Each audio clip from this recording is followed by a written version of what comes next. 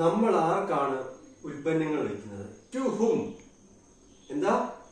ആർക്കാണ് വിൽക്കുന്നത്, വിൽക്കേണ്ടത്?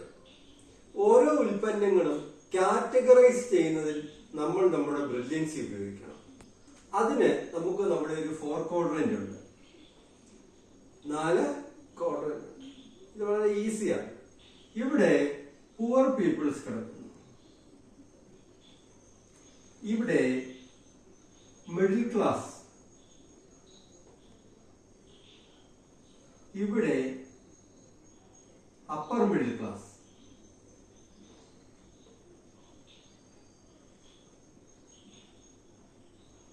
ഇവിടെ rich category.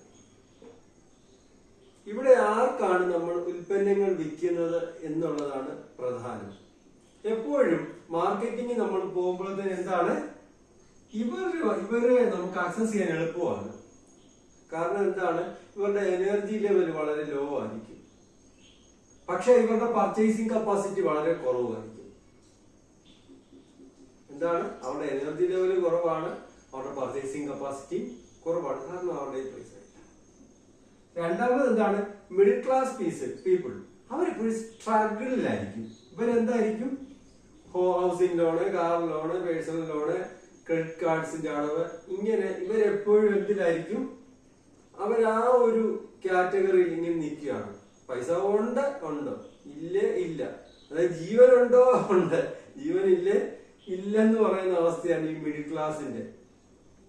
Upper middle class എന്താ, എന്നാ സ്ട്രഗിൾ ചെയ്യുന്നുണ്ട്, എന്നാ കുഴപ്പമില്ല. ഈ ഒരു ക്ലാസ്സിനും എന്താണ്, കുറച്ചുകൂടെ എനർജറ്റിക് ആയിരിക്കും. കാരണം അവർക്ക് അത്യാവശ്യമുള്ള ഒരു പ്രൊഡക്റ്റ് ആണ് അവരെടുക്കും. പക്ഷെ ഇവർക്ക് അത്യാവശ്യമുള്ളതാണെങ്കിൽ പോലും അവരെടുക്കൂല. ഈ കാറ്റഗറിയിൽ, ഈ പുവർ കാറ്റഗറിയിലായിരിക്കും ഏറ്റവും കൂടുതൽ ബാർഗൈനിങ് കസ്റ്റമേഴ്സും അതുപോലെ ചീപ്പ് കസ്റ്റമേഴ്സും ഉള്ളത്. കാരണം അവരുടെ ഗതികേട് കൊണ്ട് അവരതിനായിപ്പോകുന്നു.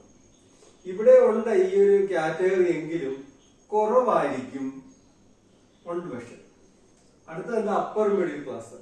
ഇവരെന്താണ്, കുറച്ചുകൂടെ ഫിനാൻഷ്യൽ ഫ്രീഡം ഉള്ളവരാണ്. നിങ്ങൾ എപ്പോഴും നിങ്ങളുടെ ഒരു പ്രൊഡക്റ്റ് ആൻഡ് സർവീസ് വിൽക്കാൻ ആഗ്രഹിക്കുന്നുണ്ടെങ്കിൽ ഈ കാറ്റഗറി, അതുപോലെ ഇവരെ കിട്ടാൻ പാടാണ്. കിട്ടിയാൽ തന്നെ നിങ്ങൾ ചെറിയ, അതായത് ഇപ്പൊ ഉദാഹരണം പറഞ്ഞ ഇൻഷുറൻസ് വിൽക്കാൻ പോകുന്ന ആളാണ് നിങ്ങളെങ്കിൽ, ഒരിക്കലും ഇവരോട് ചെന്നിട്ട് 10 ലക്ഷം രൂപ 5 ലക്ഷം രൂപയുടെ ഇൻഷുറൻസിന്റെ കാര്യം പറയില്ല.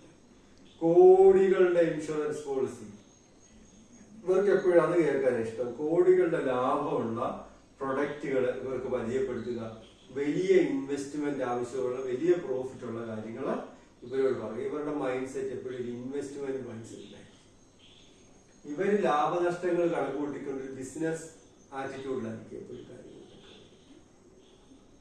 ഓക്കെ, അപ്പൊ നമ്മൾ എന്ത് ചെയ്യുക, കഴിവതും നമ്മൾ എന്ത് ചെയ്യുക, റിച്ച് കാറ്റഗറിയിൽപ്പെട്ട ആൾക്കാർക്ക് അവരോട് ഒട്ട് നിന്ന് ബിസിനസ് ചെയ്യാൻ ശ്രമിച്ചു. നല്ല ടേൺ ഓവർ ഉണ്ടാക്കാൻ പറ്റും, നല്ല ബിസിനസ് ഉണ്ടാക്കാൻ പറ്റും, മാക്സിമം പ്രോഫിറ്റ് ഉണ്ടാക്കാൻ പറ്റും. Okay, thank you.